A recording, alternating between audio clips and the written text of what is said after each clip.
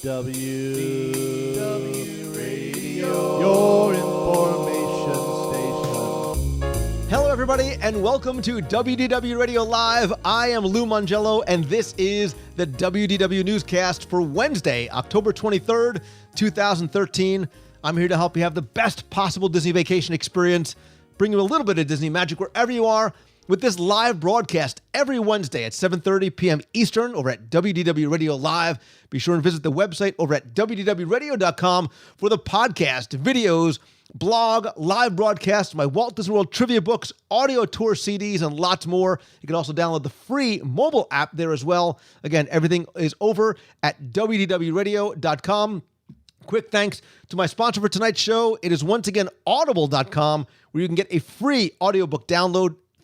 Dozens of Disney titles, including Kingdom Keepers, How to Be Like Walt, lots of other books as well. You can sign up, get your free audiobook download, and cancel anytime. There is no penalty if you visit audibletrial.com/WDW Radio. So let's get right into this week's Walt Disney World news and talk about something that I covered if you were following me on Twitter and Facebook and Instagram, something I covered early this morning.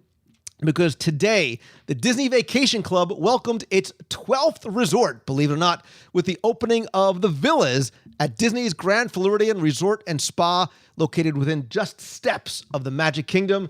Again, as we know, we've seen this being constructed over the last few months, went up very, very quickly, and the results were beautiful. Today was the official ribbon cutting and grand opening ceremony. The new resort features a variety of different accommodations that sleeps everywhere from 5 to 9 guests. And we'll talk about this some more, but really is designed for families. And they also have grand villas that sleep up to 12 guests, multiple master bedrooms and bathrooms, a media room, and a home theater room as well. It keeps in with the theming of the Grand Floridian, that sort of golden age of the Victorian era. Again, just sort of steps away from the Magic Kingdom. But what I really got a sense of was this touch of fun and whimsy that they added to the Grand Floridian. You see it the second you walk in the lobby. Here's an example. This Mary Poppins themed beautiful bronze statue with the fountain and the penguins.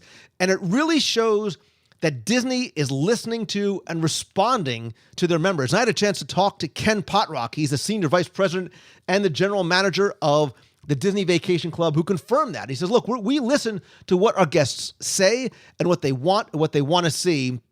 And they really wanted to add a little bit more to that casual elegance of Disney's Grand Floridian in the villa section. So you'll be able to see, and I'll show you some pictures of some of the rooms, this elegance that's not stuffy, right? There's custom artwork and on the walls of each bedroom. There's mosaic marble tile, mirrors with built-in televisions, walk-in master bath. So there's a lot of modern amenities in the rooms as well, too, but a lot of sort of Disney touches on top of that, right? So that sort of distinctive design of the Grand Floridian with modern luxuries in the rooms and throughout the resort, and that bit of whimsy that I talked about before. The Mary Poppins themed statue, this 5-tier custom grand chandelier with the antique brass finish, the green crystals, about the water play area outside, but really inside the rooms and in the suites and the grand villas is where you see a lot of this come to play. So you'll see framed Mary Poppins themed cutouts, themed songbook covers, artworks on the wall of the pull-down beds, and the rooms are really, really nicely appointed. They are, the sort of the color palette was extracted from the Grand Floridian. A lot of those teals, the woods. The rooms are beautiful. They're bright, many of which have great views of the Seven Seas Lagoon. The showcase obviously is in the Grand Villas. Here you can see a picture of what the media room looks like, as well as multiple master bedrooms. This is what the master bedroom looks like here inside the Grand Villa that sleeps 12. In the bathrooms, they have the TVs inside the mirrors because you can't miss a second of SportsCenter while you're getting dressed, and a shower that could probably fit about 19 people in it. They also have the antique style, but yet modernized, large sunken tubs. Again, that sort of mixture of modern and elegant.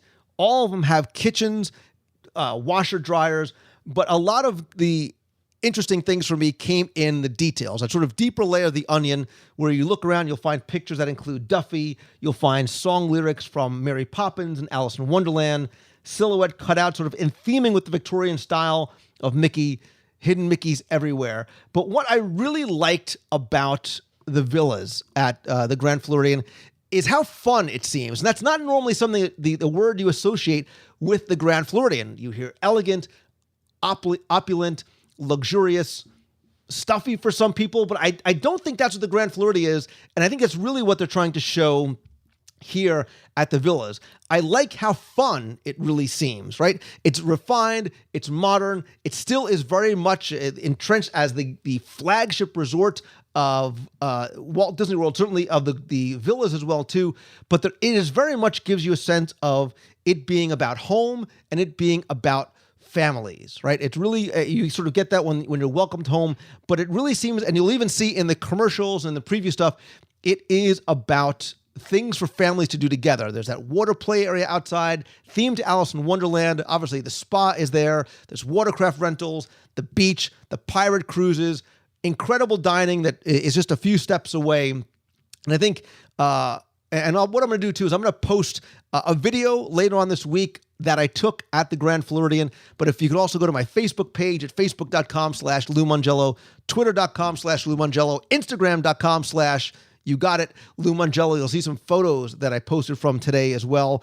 I see a lot of people who are Disney Vacation Club members really excited about this. And I think this is a really good time, not just to be a DVC member, but a Disney fan. And look, one thing to be clear about, you do not need to be a member or an owner of the Disney Vacation Club to stay at the villas. You can book in any of the villas anywhere, including the Grand Floridian.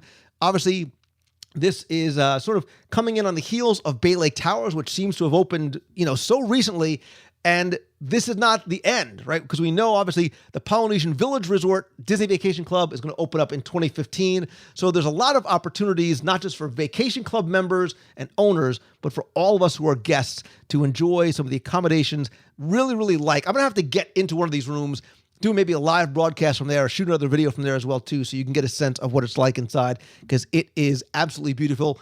If any of you are Vacation Club members or guests who are staying in any of the Grand Floridian Villa rooms, I'd love to hear from you on Facebook, Twitter, email, whatever it may be. You can email me at lou@wdwradio.com. Tell me about your experience and what you guys think, especially if you are Vacation Club members.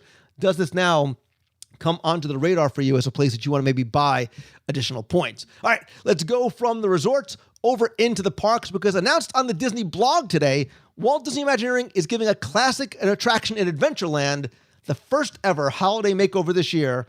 No, it's not the magic carpets of Aladdin, but in early November, the Jungle Cruise, both in Disneyland and Magic Kingdom parks, are going to transform temporarily into the Jingle Cruise for the holiday season. Imagineering has introduced a whole new storyline into the attraction where the Scrippers have kind of gotten homesick during the holidays, so they've added some holiday cheer to the Jungle Cruise. They've added decorations in the boathouse that was mailed to them from home. Some they created themselves. Also, a bunch of new jokes to the tours. And even the boats are going to be renamed with the holidays in mind. And if you listen very carefully, as you should when you're in the queue anytime, is listen to the radio announcements, because those are probably going to change a little bit for the holidays as well, too. That's going to launch in early November. No specific date as yet. Stay tuned to the Disney Parks blog for more information. But my question for you this week is, what do you guys think, right? What do you think of this first ever holiday transformation in Walt Disney World? We know in Disneyland, It's a Small World, the Haunted Mansion, they both get holiday makeovers, Nightmare Before Christmas, and sort of the Christmas decorations at Small World. And I think a lot of people who are frequent Walt Disney World visitors or guests or locals or annual pass holders have sort of wanted that kind of change. I think the parks are a little bit different here in that Walt Disney World is really more of a vacation destination. It's the place that people save up for possibly 3 to 5 years to come to. And if they want to see the Haunted Mansion, they want to see that classic attraction. I wonder how the Jungle Cruise is going to be received. I like this idea. I like this idea of mixing it up. I liked it when they did the Country Bear Jamboree and they sort of had their Christmas vacation hoedown there as well, too. This is the first time they're going to try it with an attraction like this. Do you like the idea of holiday overlays inside Walt Disney World attractions? If so, What else do you want to see? What other attraction would you like to see get a holiday overlay? Play sort of armchair Imagineer. Leave your thoughts in the comments below, either on our YouTube channel at youtube.com/WDW Radio or on the blog over at WDWRadio.com. We'll keep the conversation going there. Also, you can comment on the Facebook page at facebook.com/WDW Radio. That's going to do it for this week's news. Don't forget to, if you want to help the show, and any help is appreciated, please help spread the word, let others know about it, subscribe over on iTunes, rate and review the show and the apps there. Also, be sure and visit the website over at WDWRadio.com. Connect with me on the social networks. Hopefully I can connect with you guys in person as well at some of the live events. You'll find those on the events page on the site as well. Also, be sure and tune in next Wednesday at 7:30 p.m. Eastern here at WDW Radio Live. I am Lou Mangello. Thanks so very much for watching. Have a great week, everybody. See ya.